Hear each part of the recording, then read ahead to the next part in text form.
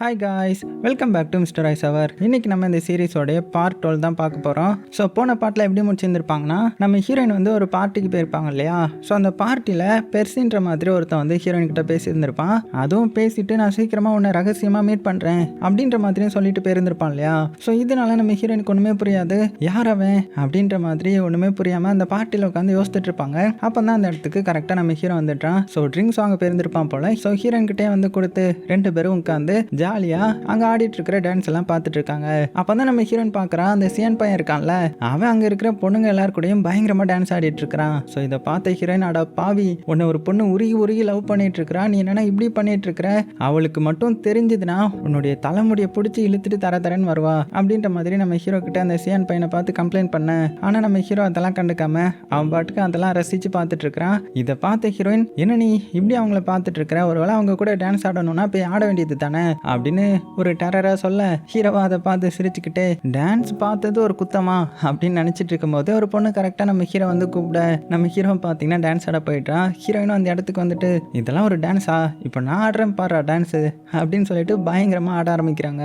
அதாவது அங்க உள்ள பாட்டுக்கு ஆட சொன்னா அவ பாட்டுக்கு ஆடிட்டு இருக்கிறா. ஸோ இதெல்லாம் நம்ம ஹீரோ சைட்ல இருந்து பார்த்து சிரிச்சுக்கிட்டு அங்க உள்ள பொண்ணு கூட ஆடிட்டு இருக்கிறான். அப்புறமா சரி ஓகே, நம்ம ஹீரோயின் கூட போய் டான்ஸ் ஆடலாம் அப்படின்னு முடிவெடுத்து ஹீரோயின் பக்கமா வந்து நின்று, வா நம்ம ரெண்டு பேரும் டான்ஸ் ஆடலாமா அப்படின்னதும், நல்ல வேலை இப்போமாவது வந்தானே அப்படின்னு நினச்சிட்டு நம்ம ஹீரோயின் வேகமாக டான்ஸ் ஆட ஆரம்பிக்கிறான். ஸோ அப்படியே ஜாலியாக ரெண்டு பேரும் டான்ஸ் ஆடிட்டு இருக்கும்போது திடீர்னு அந்த இடத்துல கப்புள்ஸுக்கான சாங்ஸ் வந்து போட்டுடுறாங்க. அப்படியே அந்த இடமே ரொமான்டிக்காக மாறுது. அங்கே இருக்கிற கப்புள்ஸ் எல்லாருமே ஜாலியாக அவங்களுடைய பார்ட்னர் கூட சேர்ந்து ஆட ஆரம்பிக்க, இங்கே நம்ம ஹீரோவுக்கும் ஒன்றுமே புரியல, ஹீரோயினுக்குமே ஒன்றுமே புரியல. இருந்தாலும் ரெண்டு பேருடைய மனசு மட்டும் பேசிக்குது. நம்ம ஹீரோயின் அப்படியே ஹீரோவை பிடிக்க, ஹீரோ என்ன பண்ணுறான்னா அப்படியே அவளுடைய இடுப்பை டைட்டாக பிடிச்சிக்கிறான். அப்புறமா அவளை பக்கத்தில் இழுத்து அப்படியே ரொமான்டிக்காக டான்ஸ் ஆட, ஹீரோயினுக்குமே ஒன்றுமே புரியல, அவளுடைய மனசு ஃபுல்லாக ஏதோ ஒன்று தாட் தான் வந்துட்டு இருக்குது. அப்புறமா என்ன நினச்சான்னு தெரியல, அப்படியே ஹீரோவை ஹக் பண்ணி டான்ஸ் ஆட ஆரம்பிக்கிறா. இப்படியே அந்த மியூசிக்கு ஏற்ற மாதிரி இவங்க அவங்களுடைய டான்ஸை வெளிப்படுத்த, நம்ம ஹீரோ என்ன நினச்சான்னு தெரியல, அப்படியே வேகமாக ஹீரோயினுக்கு ஒரு கிஸ் பண்ணிட்டான். அப்புறமா கிஸ் பண்ணிக்கிட்டே டான்ஸ் ஆடுறாங்க. அந்த இடமே அப்படியே ரொமான்டிக்காக போயிட்டு இருக்குது. அப்படியே சீனும் கட் ஆகுது.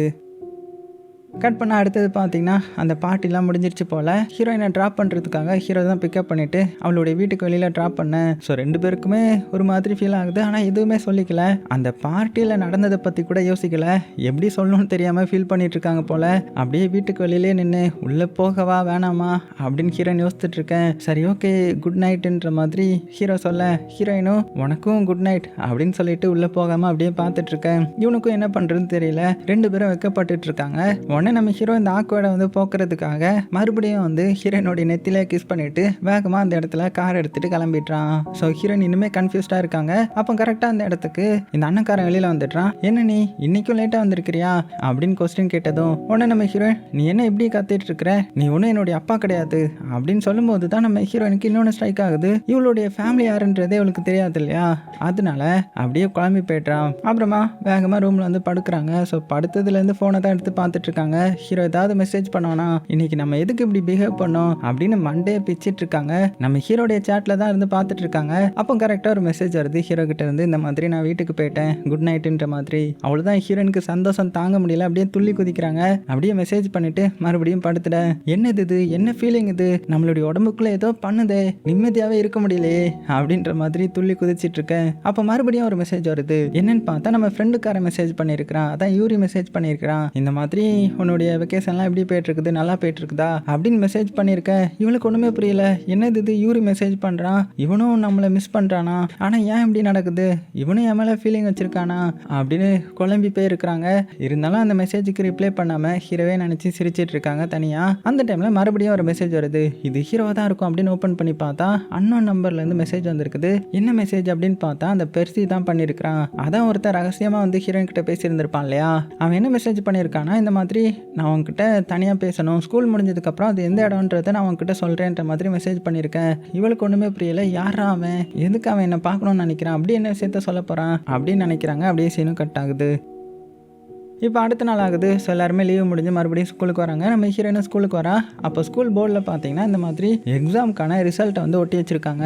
இவளும் ஐயோ நம்ம பாஸ் ஆகிருப்போமா இல்லையா அப்படின்னு ஒரு பயத்திலே பார்த்துட்டு இருக்கேன். அப்போ அந்த இடத்துக்கு கரெக்டாக ஹீரோயினுடைய கிளாஸ்மேட் ஒரு பையன் வரான். ஸோ அவன் வந்து கொஞ்சம் ஃப்ரீக்காக இருப்பான் போல். அப்படியே ஹீரோயின் கிட்ட வந்து இங்கே பாரு, எனக்கு வந்து ஒரு எமர்ஜென்சி, எனக்கு கொஞ்சம் காசு தேவைப்படுது, எனக்கு நாளைக்கு அரேஞ்ச் பண்ணி தரியா அப்படின்னதும், அடே உனக்கு எதுக்குடா காசு, உனக்கு என்ன பிரச்சனை அப்படின்னு கேட்கும்போது, ஆனால் அவன் வந்து தெளிவாக சொல்லலை, எனக்கு காசு மட்டும் கொஞ்சம் கூட, என்னுடைய ஃபேமிலியில் உள்ளவங்களுக்கு உடம்பு சரியில்லை அப்படின்னு சொல்லி ஏமாத்திட்டு இருக்கிறான். நம்ம ஹீரோயின் தான் எல்லாத்தையுமே நம்பிடுவாங்கல்ல, அதனால சரி ஓகே நாளைக்கு நான் முடிஞ்சதை கொண்டு வரேன் அப்படின்னு சொல்லும்போது, அம்மா நீ ரிசல்ட் பார்த்தியா அப்படின்னு கேட்கும்போது, என்னது ரிசல்ட் பார்க்குறதா, அதான் இவ்வளோ கூட்டமாக இருக்கு அப்படின்னதும் உடனே அவன் என்ன பண்ணுறான்னா, நீ ஏன் கவலைப்படுற, அதான் நான் இருக்கேன்ல அப்படின்னு சொல்லிட்டு ஹீரோயினை பிடிச்சிக்கிட்டு எல்லாரும் நகர்ந்து போங்க அப்படின்னு முன்னாடி கூட்டிட்டு போயிடுறான். ஸோ நம்ம ஹீரோயினும் போர்டு கிட்ட ஈஸியாக வந்துடுறாங்க. அதுக்கப்புறம் அவளுடைய ரிசல்ட்டை செக் பண்ணி பார்க்குறான். பார்த்தா 84 மார்க் வாங்கியிருக்காங்க.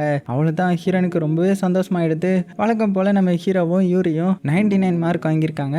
இவனுங்க இப்படி தான் நல்லா படிக்காத மாதிரி நடிச்சுக்கிட்டு நல்ல மார்க் வாங்கிடுவானுங்க அப்படின்னு அதை பார்க்கும்போது தான் இவளுக்கு இன்னொரு ஸ்ட்ரைக் ஆகுது. ஆமாம், அந்த சிஎன் பையன் நம்ம கிட்ட சேலஞ்ச் விட்டான்ல, அவன் ஃபெயில் ஆயிட்டானான்னு பார்ப்போம் அப்படின்னு பார்த்தா அவன் 100 மார்க் எடுத்திருக்கிறான். அவ்வளோதான், ஹீரோயினே மிரண்டு போயிடுறாங்க. ஏன்னா அதிக மார்க் எடுத்திருந்தா ஒரு சேலஞ்ச் இருக்குல்ல, ஐயோ அப்படின்னு நினைச்சிட்டு இருக்கும் போதே கரெக்டாக அந்த இடத்துக்கு வந்துடுறான். என்னம்மா என்னுடைய பெட்டில் வந்து தோத்து போயிட்டியா, என்ன பெட்டுன்னு ஞாபகம் இருக்குதா, நான் அதிக மார்க் எடுத்தேன்னா நீ கிளாஸ் ரூமில் உனக்கு பிடிச்சவங்கள எல்லாருக்கும் முன்னாடியும் கிஸ் பண்ணணும் தெரியுதுல்ல அப்படின்னதும் ஹீரோயினுக்கு எப்படி சொல்லி சமாளிக்கிறதுனே தெரியல. ஆனால் ஒன்று மட்டும் நல்லா புரியுது, இந்த பக்கி பயபுள்ள எதுலையாவது கான்சென்ட்ரேட் பண்ணா அதில் பெஸ்ட்டாக வந்துடுவான் போல அப்படின்ற மாதிரி மட்டும் புரிஞ்சுக்கிறாங்க.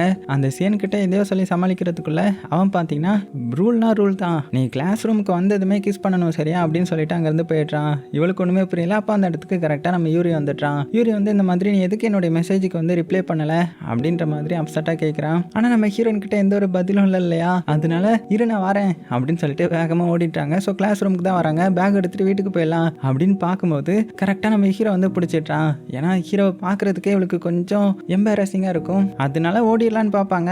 ஆனால் ஹீரோ வந்து வசமாக பிடிச்சிட்டு என்ன கண்டுக்கவே மாட்ற அப்படின்னு சொல்லும்போது, அடே விட்றா நான் போகணும் அப்படின்னு சொல்லிட்டு இருக்கும்போது, நேற்று நடந்ததை பற்றியா சொல்ல வர அப்படின்னு ஹீரோ சொல்லும்போது வாயில் வந்து கை வச்சு பொத்திக்கிறாங்க. அமைதியாரா, தயவு செஞ்சு யாருக்கும் தெரிஞ்சிடக்கூடாது அப்படின்னு தடுத்துட்டு இருக்கும்போது கரெக்டாக சியான் வந்துட்டான். உடனே சியானை பிடிச்சி அப்படியே நைஸாக அங்கேருந்து எஸ்கேப் ஆகிட்டாங்க. ஆனால் சியான் கிட்ட மாட்டினா பெரிய பிரச்சனைன்றது அவளுக்கு தெரியல. ஏன்னா சியான் வந்து என்ன எல்லாரும் முன்னாடியும் கிஸ் பண்ண போறியா இல்லையா அப்படின்னதும், அட பாவி அவன்கிட்ட இருந்து தப்பிச்சு உன்கிட்ட மாட்டிக்கிட்டேனே அப்படின்னு நினைக்கும் போது எல்லாருமே என்ன பெட்டு அப்படின்னு கேட்குறாங்க. அப்போ தான் இவனும் சொல்லிட்டான், அந்த மாதிரி நான் அதிக மார்க் எடுத்தா ஹீரோயின் வந்து அவளுக்கு பிடிச்சவங்களே இப்போ எல்லாரும் முன்னாடியும் கிஸ் பண்ணுவான்னு என்கிட்ட பெட்டு கட்டினா அப்படின்னது. உடனே எல்லாருமே ஆமாம் ரூல்ன்றது ரூல் தான், இப்போ எல்லாரும் முன்னாடியும் உனக்கு பிடிச்சவங்கள கிஸ் பண்ணி தான் ஆகணும் அப்படின்ற மாதிரி ஹீரோயினுக்கு அகேன்ஸ்டாக பேச ஆரம்பிச்சிட்டாங்க. அதுலேயும் ஒவ்வொருத்தரும் எனக்கு தான் ஹீரோயின் கிஸ் பண்ண போறா, ஏன்னா என்ன தான் அவளுக்கு பிடிக்கும் அப்படின்னு நினச்சிட்டு இருக்க. சியானோ ஒருவேளை உனக்கு என்ன பிடிக்குமா, ஆனால் எனக்கு தான் ஆள் இருக்கு அப்படின்னதும், ஓ உனக்கு இந்த நினைப்பு இருக்குதா அப்படின்னு நினச்சிக்கிட்டே ஹீரோயினும் இப்போ எப்படி தப்பிக்கிறது அப்படின்னு பார்த்துட்டு இருக்காங்க. அங்கே யூரியும் நம்ம ஹீரோவும் மட்டும் அமைதியாக பார்த்துட்டு இருக்காங்க. ஏன்னா அவங்க 2 பேரில் யாரையாவது ஒருத்தங்களை தான் கிஸ் பண்ணுவாங்கன்றது தான் அவங்க நினச்சிட்டு இருக்காங்க. அதே மாதிரி நம்ம ஹீரோயினும் மெல்ல அப்படியே யூரி பக்கம் வராங்க. ஸோ நம்ம ஹீரோவுக்கு இது மூலமாக ரொம்ப அப்செட் ஆகுது. ஒருவேளை யூரியை கிஸ் பண்ணிடுவாளோ அப்படின்னு நினச்சிட்டு இருக்கும்போது டக்குன்னு அந்த இடத்துல டேவிட் வந்து தூங்கிட்டு இருப்பான். அவனுடைய கணத்துலையா கிஸ் பண்ணிட. உடனே எல்லாருமே அவன் முழிச்சதுமே அவனை துரத்த ஆரம்பிச்சிட்றாங்க. ஹீரோயின் உங்ககிட்ட அப்புறம் எக்ஸ்பிளைன் பண்ணுறேன் டேவிட் அப்படின்னு கத்துறாங்க. ஆனால் நம்ம ஹீரோவும் யூரியும் மட்டும் அங்கேருந்து கிளம்பல. அவங்க அப்படியே நம்ம ஹீரோயினை பார்த்துட்டு மெல்ல ஹீரோயின் பக்கத்தில் வந்து இவகிட்ட பேசலான்ற மாதிரி வரும்போது அவளுக்கு வந்து ஒரு மெசேஜ் வருது. அதுவும் அந்த பெர்சி கிட்ட, இந்த மாதிரி என்ன இந்த மாலுக்கு சைடில் வந்து மீட் பண்ணு, அதுவும் நீ மட்டும் தனியாக வரணும், உங்ககிட்ட நான் முக்கியமான விஷயம் பேசணும் அப்படின்னதும், என்னது பேச போகிறான், யார் இவன்றதை ஃபர்ஸ்ட் நம்ம பார்க்கணுமே அப்படின்னு சொல்லிட்டு சரி ஓகேன்ற மாதிரி தனியாக மீட் பண்ண போகிறாங்க. இதை வந்து நம்ம ஹீரோவும் யூரியும் பார்த்துட்றாங்க. அதுக்கப்புறம் அந்த மாலுக்கு சைடில் வந்துட்டு நம்ம ஹீரோயினும் அந்த பெர்சிக்கு வந்து கால் பண்ணுறான். இந்த மாதிரி நான் நீ சொன்ன பிளேஸ்க்கு வந்துட்டேன், வா உன்னை மீட் பண்ணணும், என்ன சொல்லணும்னு ஆசைப்படுறேன் அப்படின்னதும், ஆனால் அந்த பெர்சி வந்து என்ன சொல்கிறான்னா, இங்கே பாரு நான் உன்னை தனியாக தான் வர சொன்னேன், ஆனால் உன்னுடைய கிளாஸ்மேட்ஸ் எல்லாருமே உன்னை ஃபாலோ பண்ணிட்டு வந்துட்டாங்க, அதனால என்னால் இப்போ எதுவுமே பேச முடியாது அப்படின்னதும், உன்னை ஹீரோயின் வந்து ஒரு கெஸ் பண்ணி வச்சுருப்பாங்க. ஓ அப்படின்னா நீ அந்த ஃபெலிக்ஸோடைய பிரதர் தானே, எல்லாருமே இறந்துட்டான்னு நினச்சது ஒன்று தானே அப்படின்னதும், இங்கே பாரு இப்போ என்னால் எதுவுமே சொல்ல முடியாது, ஏன்னா நேரில் தான் உன்கிட்ட பார்த்து பேசணும் அப்படின்னதும், உன்னை ஹீரோயின் வந்து அப்படின்னா என்னுடைய ஃபேமிலியை பற்றி என்னுடைய அண்ணனை பற்றி உனக்கு தெரியுமா அப்படின்னு சொல்ல, உடனே அவனும் உன்னுடைய அண்ணன் உன் கூட இல்லைன்னு நினைக்காத, எப்போதுமே அவன் பக்கத்தில் தான் உன்னை பாதுகாத்துட்டு இருப்பான் அப்படின்ற மாதிரி சொல்லிட்டு மட்டும் அவன் கட் பண்ணிட. ஸோ இப்படி ஹீரோயினோட ஹீரோயினுடைய ஃபேமிலி யாருன்றது அவனுக்கு தெரியும்னு சொன்னதுமே ஹீரோயினுக்கு கண்ணெல்லாம் கலங்கி அப்படியே அழ ஆரம்பிச்சிடுறாங்க.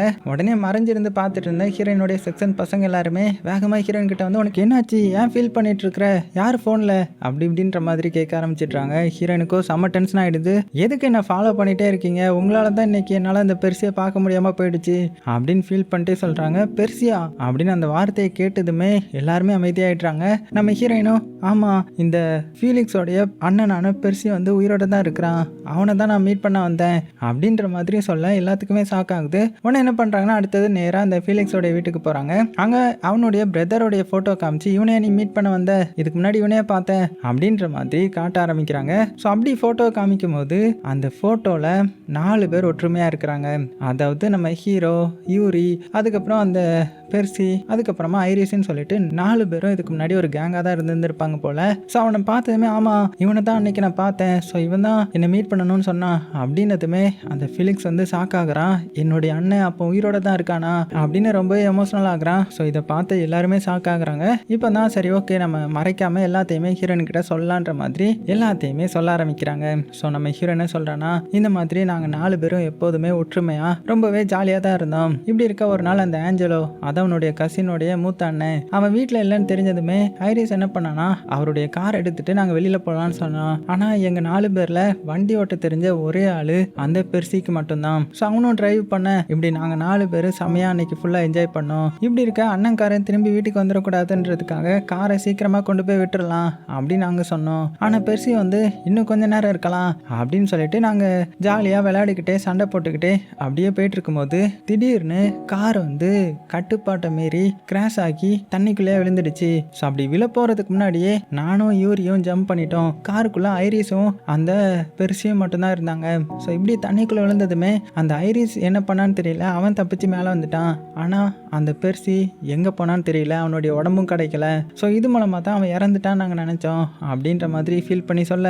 ஸோ இதெல்லாம் சொல்லிட்டு ஹீரோ என்ன சொல்கிறான்னா இங்கே பாரு, அவன் ஐரிஸ் மேலே ஏதோ ஒரு காரணத்துக்காக கோவமாக கூட இருக்கலாம். ஸோ அவனை பழி வாங்குறதுக்காக கூட உன்னை மீட் பண்ண வர சொல்லியிருக்கலாம். ஸோ நீ அவன்கிட்ட கொஞ்சம் சேஃபாக தான் இருக்கணும் சரியா அப்படின்ற மாதிரி சொல்ல. இதெல்லாம் கேட்ட ஃபீலிக்ஸ் என்ன சொல்கிற நீ, என்னுடைய அண்ணனை பற்றி தப்பாக சொல்லாத, அவன் என்னுடைய ஸ்டெப் பிரதர் தான், இருந்தாலும் நீ நினைக்கிற மாதிரி அவன் கிடையாது, ஏதோ ஒரு காரணத்துக்காக தான் அவன் மறைஞ்சிருக்கிறான்னு நான் நினைக்கிறேன் அப்படின்ற மாதிரி இவங்கெல்லாம் பேசிகிட்டு இருக்காங்க. ஆனால் நம்ம ஹீரோனுக்கு மட்டுமே ஒன்றுமே புரியலை. அப்படின்னா எதுக்கு அவன் என் கிட்ட பேசணும்னு நினைக்கிறான், அப்படி வேறு ஏதாவது காரணம் இருக்குமா அப்படின்னு யோசிக்க ஆரம்பிக்கிறாங்க. அப்படியே சீனும் கட் ஆகுது. இப்போ அடுத்தது கொஞ்ச நேரத்தில் நம்ம ஹீரோயின் வீட்டுக்கு வந்துடுறாங்க. வீட்டுக்கு வந்ததுமே தூக்கமே வரல. என்னவா இருக்கும், எதுக்கு பெர்சி வந்து என்கிட்ட பேசணும்னு நினச்சான் அப்படின்னு யோசிச்சுட்டு இருக்கும்போது ஒரு கால் வருது அன்னோன் நம்பர்ல இருந்து.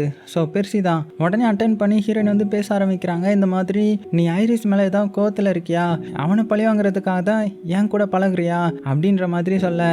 ஆனால் அந்த பெர்சி பார்த்தீங்கன்னா இங்கே பாரு, முட்டாள்தனமாக எதுவும் நினச்சிட்டு இருக்காத, நான் அந்த அளவுக்கு மோசமானவெல்லாம் கிடையாது, என்னால் இப்போ எதுவுமே சொல்ல முடியாது, சீக்கிரமாக எல்லா உண்மையுமே உனக்கு தெரிய வரும் அப்படின்னு சொல்லிட்டு கட் பண்ணிடுறான். என்னடா இவன் அவன் பாட்டுக்க கட் பண்ணிட்டு போயிட்டான். ஸோ இதுக்கப்புறம் இவன் எப்போ கால் பண்ணுவான் அப்படின்னு முழிச்சிருந்து கால் பண்ணுறதுக்காக வெயிட் பண்ணிட்டு இருக்காங்க. ஆனால் அவன் கால் பண்ணவே இல்லை. ஸோ இதனால அடுத்த நாள் நம்ம ஹீரோயின் ஸ்கூலில் வந்து தூங்கிட்டு இருக்காங்க. ஏன்னா நைட் ஃபுல்லாக தூங்கல இல்லையா.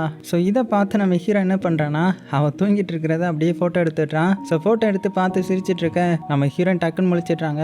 என்ன பண்ண நீ, என்ன ஃபோட்டோ எடுத்தியா, ஒழுங்கு மரியாதையா அதை கொடு அப்படின்னு சொல்லிட்டு ஹீரோ கிட்ட அந்த ஃபோனை பிடுங்கிறதுக்காக ட்ரை பண்ணிட்டு இருக்க. இதை பார்த்து நம்ம யூரிக்கு வந்து டென்ஷன் ஆகுது. இருந்தாலுமே அப்படியே அமைதியாக இருக்கிறான். இங்கே நம்ம ஹீரோயின் பார்த்தீங்கன்னா எப்படியோ கஷ்டப்பட்டு அந்த ஃபோனை பிடுங்கிட்டாங்க. ஃபோனை பிடிங்கி அவளுடைய ஃபோட்டோ வந்து டெலீட் பண்ணுறா. அப்படி டெலீட் பண்ணவும் அடுத்த ஃபோட்டோ வரும் இல்லையா, அந்த ஃபோட்டோவில் எல்லாவும் நம்ம ஹீரோவும் ஒன்றா இருக்கிற மாதிரியான ஃபோட்டோ இருக்குது. ஸோ இதை பார்த்து அவளுக்கு ரொம்பவே ஜெல்லஸ் ஆகுது. உடனே ஃபோனை ஹீரோ கிட்ட கொடுத்துட்டு நேராக அங்கேருந்து யூரி பக்கத்துலேயே வந்து உட்காந்துட்டுறாங்க. ஆனால் நம்ம ஹீரோ சும்மா இருப்பானா, ஹீரோயினை வெறுப்பேற்றுறதுக்காக பக்கத்தில் வந்து கிண்டல் பண்ணி பேசிட்டே இருக்கிறான். ஆனால் ஹீரோயின் கண்டுக்கவே இல்லை, அப்படியே கோவத்திலே உட்காந்துருக்காங்க. அந்த டைமில் கரெக்டாக சாரும் வந்துடுறாரு. ஸோ சார் வந்து என்ன அனௌன்ஸ்மெண்ட் பண்ணுறாருன்னா இந்த மாதிரி நம்ம ஸ்கூல்ல இருந்து பக்கத்தில் இருக்கிற யூனிவர்சிட்டிக்கு ஒரு விசிட் போக போகிறோம்.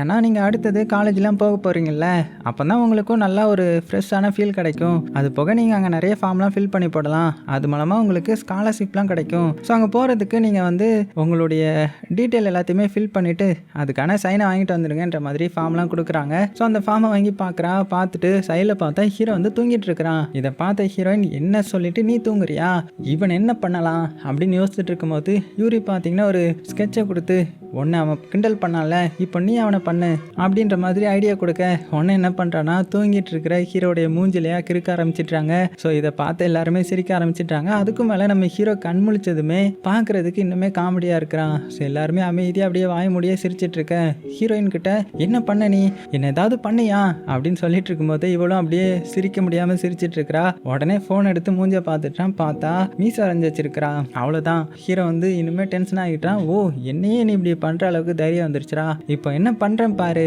அப்படின்னு சொல்லிட்டு அவனும் பார்த்தீங்கன்னா மார்க்கர் எடுத்து கீக்க போகிறான். அப்படி கீக்க போகும்போது நம்ம யூரி தான் ஹீரோயினை பிடிச்சி ஹீரோக்கு சப்போர்ட் பண்ணிட்டு இருக்க. ஸோ இப்படி அந்த இடமே பயங்கர காமெடியாக போயிட்டு இருக்குது. ஸோ இவங்க ரெண்டு பேரும் இவ்வளோ க்ளோஸாக இருக்கிறத பார்த்து ஹீரோயினுக்கும் ஒரு கட்டத்தில் சந்தோஷமாக தான் இருக்குது.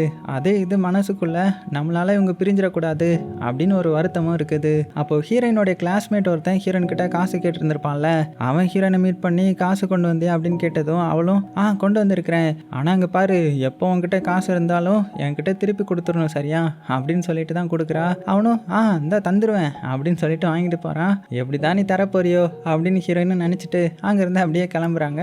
அப்படியே வீட்டுக்கு வராங்க. வீட்டுக்கு வந்து பார்த்த அவளுக்கு பயங்கர ஷாக். ஏன்னா உள்ளே இருக்கிறது அந்த திமிரு பிடிச்ச பொண்ணு, எல்லா பொண்ணு, ஐரிஸ், அதுக்கப்புறம் இந்த மீக்கா பொண்ணுன்னு சொல்லிட்டு செக்ஷன் ஏ பசங்க உட்காந்துருக்காங்க. ஸோ இதை பார்த்த ஹீரோயினும் இவளுங்க சும்மாவே சீனை போடுவாங்களே அப்படின்னு நினச்சிட்டு உள்ளே போகிறா. அப்படி போகும்போது அந்த திமிரு பிடிச்ச பொண்ணு என்ன வந்துட்டியா, என்ன நாங்கெல்லாம் வந்திருக்கிறது உனக்குலாம் பிடிக்காதே அப்படின்னு வேணுக்குனே ஹீரோயின் கிட்ட வம்புழுக்க இவ ஒருத்தி ஆகுனா நம்ம கிட்ட சண்டை இழுக்கிறா. நான் கிளம்புறேன் அப்படின்னு கிளம்பும்போது அந்த எல்லா பொண்ணு இருப்பாள்ல, அவள் ஹீரோயினை பார்த்து நீ எங்க கூட உட்காந்து சாப்பிட்றியா அப்படின்னு கூப்பிட்டதும் ஹீரோயின் இல்லை வயிறு பசிக்கல அப்படின்னு சொல்லிட்டு நைஸா உள்ள ஓடிடுறாங்க. உள்ள போனதுமே அவளுக்கு டேபிளில் வந்து சாப்பிட்றதுக்கான சாப்பாடு இருக்கும். அதை எடுத்து நைஸா சாப்பிட ஆரம்பிக்கிறாங்க. ஏன்னா அவளுக்கு உண்மைக்குமே வயிறு பசிச்சிருந்துருக்கும். அப்படி சாப்பிட்டுட்டு இருக்கும்போது அந்த எல்லா பொண்ணை பார்த்து ரொம்பவே பொறாமப்படுறா. இவ பார்க்க எவ்வளோ அழகா இருக்கிறா, அதனால தான் அந்த ஹீரோக்கு வந்து இவன் மேலே காதல் வந்திருக்குது. ஆனால் நம்ம மேலே எப்படி அவனுக்கு காதல் வரும், அதெல்லாம் ஒரு மனப்பிரம தான். அவன் எப்போதுமே என்னை கிண்டல் தானே பண்ணுவான், அந்த மாதிரி ஜாலியாக ஏதோ என்னை வெறுப்பேற்றுறதுக்காக தான் இப்போல்லாம் இந்த மாதிரி பண்ணிட்டு இருக்கிறான். உண்மைக்குமே அவன் என்னை லவ் பண்ணியிருக்க மாட்டான் அப்படின்னு நினச்சிக்கிட்டே சாப்பிட்டுட்டு இருக்காங்க. அப்படி கண்ணிலேருந்து கண்ணீர்லாம் வர ஆரம்பிக்குது. ஸோ இதை பார்த்து அந்த வேலைக்கார அக்காவும் அம்மா எதுக்குமா அழுகிற, சாப்பாடு எதுவும் நல்லா இல்லையா அப்படின்னதும் இல்லை சாப்பாடு ரொம்ப நல்லா இருக்குது அதான் அழுகிறேன் அப்படின்ற மாதிரி ஏமாற்றி சாப்பிட ஆரம்பிக்கிறாங்க. அப்படியே கட் பண்ணால் இப்போ அடுத்த நாள் ஆகுது. நம்ம ஹீரோயின் சியான் பையன் கூட கிளாஸ் ரூமுக்கு வராங்க. அப்படி வரும்போது சியான் வந்து அம்மா நீ அந்த ஃபார்மை சப்மிட் பண்ணிட்டியா அப்படின்னு கேட்டதும் இது வரைக்கும் நான் சப்மிட் பண்ணல அப்படின்னு சொல்லிட்டு இருக்கும்போது ஹீரோயினுக்கு வந்து ஒரு ஃபோன் வருது. ஒருவேளை இது அந்த பெர்சியாக தான் இருக்கும் அப்படின்னு சொல்லிட்டு சியான் கிட்ட நீ போ நான் அப்புறம் வரேன் அப்படின்னு சொல்லிட்டு நைஸாக தனியாக வந்து பேச ஆரம்பிக்கிறாங்க. பெர்சி அப்படின்ற மாதிரி பேச ஆரம்பிக்க, ஆனால் ஆப்போசிட்டில் கால் பண்ணது ஹீரோயினோடைய கிளாஸ்மேட் ஒருத்தன் காசு கேட்டுட்டு இருந்திருப்பான் இல்லையா, அவன் தான் கால் பண்ணி இந்த மாதிரி அர்ஜென்ட்டாக எனக்கு மணி தேவைப்படுது, நான் ஒரு இதில் மாட்டிக்கிட்டேன், ரொம்பவே எமர்ஜென்சி, காசு கொடுக்கணும், ஸோ இந்த அட்ரஸ்க்கு கொண்டு வாயேன் அப்படின்னு ஃபீல் பண்ணி சொல்லிட்டு இருக்கேன். இவளும் பார்த்தீங்கன்னா என்னாச்சு உனக்கு என்ன பிரச்சனை, எந்த இடம் அப்படின்னு கேட்கும்போது அவனும் பார்த்தீங்கன்னா கிங்ஸ்லேண்ட் அப்படின்னு ஒரு இடத்த சொல்கிறான். கரெக்டாக அப்போ தான் யூரியும் வந்துருந்துருப்பான். கிங்ஸ்லேண்டா அப்படின்னு நம்ம ஹீரோயின் அந்த வார்த்தையை சொன்னதுமே இவன் ஷாக்காகி என்ன இது யார்கிட்ட பேசிட்டு இருக்கிற, அந்த இடத்துக்கு ஏன் போக போறியா அப்படின்னு கேட்கும்போது இவ்வளோ நடந்த எல்லாத்தையுமே சொல்கிறா. அது ரொம்பவே மோசமான இடம், அந்த இடத்துக்கு நீ வர வேண்டாம், நான் போய் அவனை கூட்டிட்டு வரேன் அப்படின்னதும் அடே என்னடா ஓவரா பில்டப் பண்ற, அப்படி அது என்ன இடம், இதுக்காகவே நான் அந்த இடத்த பார்க்கணும், என்ன சொன்னாலுமே நான் உன்னை தனியாக விட மாட்டேன் அப்படின்னதும் சரி வா போகலாம், ஆனால் யாருக்கும் தெரியாமல் பார்த்துக்கோ அப்படின்னு சொல்லிட்டு யூரி பார்த்தீங்கன்னா பரபரப்பாக அந்த இடத்துக்கு போகிறான். ஸோ அது எந்த இடம்னா அது வந்து பார்க்குறதுக்கு ஒரு கிளப் மாதிரி இருக்குது. ஸோ என்ட்ரன்ஸ்லேயே நிறைய கேங்ஸ்டர்ஸ்லாம் நிற்கிறாங்க. ஸோ உள்ளே வரும்போது நிறைய சீக்ரெட்டான கோடு சொல்லணும் போல். அதுவும் இந்த யூரிக்கு ஆல்ரெடி அந்த கோடெலாம் தெரிஞ்சிருக்குது. அந்த இருந்த பாடி கார்டும் என்னப்பா பார்த்து ரொம்ப நாள் ஆச்சு எப்படி இருக்க அப்படின்ற மாதிரி தான் பேசுகிறான். ஸோ இது மூலமாக முன்னாடியே இந்த யூரிக்கு வந்து இவங்களுக்கு தெரிஞ்சிருக்கும் போல். இவனும் பார்த்தீங்கன்னா வேண்ட வரப்போ உள்ளே போகிறான். உள்ளே பார்த்தா அந்த இடத்தோடைய தலைவன் இருக்கிறான். ஸோ அவன் தான் அந்த ஜிகுன்னு இருக்கான் இல்லையா. ஸோ இவன் தான் அது. என்னப்பா யூரி நீ வந்திருக்கிற, உன்னை பார்த்து ரொம்ப நாள் ஆச்சு அப்படின்ற மாதிரி அந்த தலைவன் சொல்ல என்னன்னு பார்த்தா ஸோ இது வந்து கேம்லிங் நடக்கிற இடம் போல். இங்கே வந்து தான் அந்த கிளாஸ்மேட் நிறைய பணத்தை வந்து இழந்துட்டான். ஸோ அந்த இடத்தோடைய ரூல் என்னன்னா யாராவது இவங்க கிட்ட கடன் வாங்கிட்டாங்களோ இல்லைனா இந்த இடத்துல பணத்தை லாஸ் பண்ணிட்டாங்களோ அவங்க இங்கேருந்து வெளியில் போகணுன்னா இங்கே இருக்கிறவங்க கூட சண்டை போட்டு ஜெயிக்கணும் அப்படின்னா மட்டும்தான் வெளியே போக முடியும். ஸோ இதெல்லாம் நம்ம ஹீரோயின் பார்த்துட்டு அடா பாவி இதுக்காகவா என்கிட்ட காசு வாங்கிட்டு போனேன் அப்படின்னு பயத்தில் யூரி பின்னாடி அப்படியே நின்றுக்கிறாங்க. இங்கே பாரு அவன் இங்கே தோத்த காசை நீங்கள் கொடுத்துடலாம், ஆனால் இங்கே உள்ள ரூல் வந்து உனக்கு தெரியும்ல யூரி, ஸோ அவனுக்காக அப்போ நீ சண்டை போட போறியா அப்படின்ற மாதிரி கேட்க அவனும் பார்த்தீங்கன்னா சட்டையை கழட்டிட்டு ரெடி ஆகுறான். நான் சண்டை போடுறேன் அப்படின்ற மாதிரி காலத்தில் இறங்க. ஹீரோனுக்கு என்னடா பண்ண போற அமைதியா அமைதியாரு அப்படின்னு சொல்ல. ஆனால் அவன் பார்த்தீங்கன்னா ரிங்குக்குள்ளே போகிறதுக்கு ரெடி ஆகுறான். ஸோ ஹீரோயினை அந்த விஐபி ரூமில் பார்க்கறதுக்காக அனுப்பி வைக்கிறாங்க. ஸோ அங்கே சேரில் உட்காந்து பார்த்துட்டு இருக்கேன். அந்த ஜிகு ஜிகு தலைவனும் என்னம்மா எப்படி இருக்க அப்படின்ற மாதிரி ஹைஃபைலாம் கொடுக்க வர. ஆனால் ஹீரோயினுக்கு வந்து செம்ம டென்ஷன் ஆகுது. அமைதியாகவே உட்காந்துருக்காங்க. பதற்றத்திலே உட்காந்துட்டு இருக்காங்க. ஐயோ இவருக்கு எதுவும் ஆயிடக்கூடாது அப்படின்னு பயத்திலே இருக்கேன். அப்போ தான் அந்த தலைவன் வந்து என்ன பேச ஆரம்பிக்கிறானா, இந்த மாதிரி இந்த இடத்துக்கு உன்னுடைய பசங்க இந்த பசங்க இதுக்கு முன்னாடி நிறைய பேர் வருவாங்க. ஆஞ்சலோன்னு ஒரு பெரிய ஆள் தான் வருவான் ஃபர்ஸ்ட்ல அப்படின்னதுமே ஹீரோயின் வந்து ஷாக் ஆகுறா.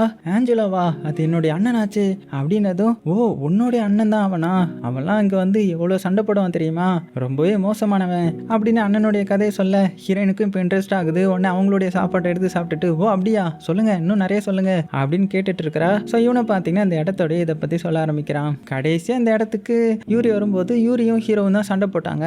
ஏதோ ஒரு பொண்ணுக்காக சண்டை போட்டாங்கன்னு நினைக்கிறேன். ஆனால் கடைசியில் அவங்க இங்கே வர்றதே நிப்பாட்டிட்டாங்க. ஏன் என்னன்றது தெரியல அப்படின்னு சொல்ல சொல்ல ஹீரோயினுக்கு ஆர்வம் அதிகமாகுது. ஓ அப்படியா, எந்த பொண்ணுக்காக சண்டை போட்டிருப்பாங்க அப்படின்னு ஒன்றுமே புரியாமல் கதையெல்லாம் கேட்டுட்டு இருக்கிறா.